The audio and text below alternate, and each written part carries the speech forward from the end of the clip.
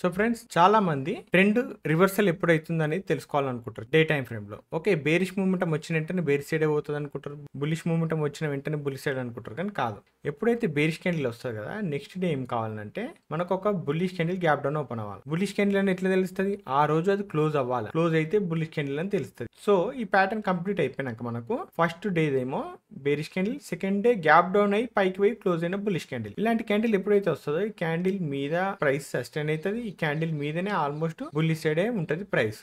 So ఇక్కడ మనం buying side అయితే ప్లాన్ చేసుకోవచ్చు. ఇక్కడ కూడా చూడండి, గ్యాప్ డౌన్, ఇది క్లోజ్ అయినాక ఈ మూమెంటం చూడండి ఎంత వచ్చింది. ఇక్కడ కూడా చూడండి, గ్యాప్ డౌన్, ఇక్కడ క్లోజ్, ఈ రేంజ్ నుండి ఇక్కడ వరకు చూడండి మూమెంటం పైకి పోయింది. ఇక్కడ కూడా చూడండి, గ్యాప్ డౌన్, ఇది క్లోజ్, ఇక్కడ నుండి మూమెంటం వచ్చింది. సో ఎప్పుడైతే బేరిష్ క్యాండిల్ వచ్చినప్పుడు నెక్స్ట్ డే గ్యాప్ డౌన్ అయ్యి బుల్లిష్ సైడ్ క్లోజ్ అయితే ఆ తర్వాత కంటిన్యూషన్ అనేది ఆ బేరిష్ మూమెంటం ఎక్కడి నుండి అయితే వస్తుందో అదంతా ఫిల్ అయిపోతుంది అనమాట. సో మీరు ప్రతి స్టాక్స్ లో మీరు అబ్జర్వ్ చేయండి, క్లారిటీ వస్తుంది.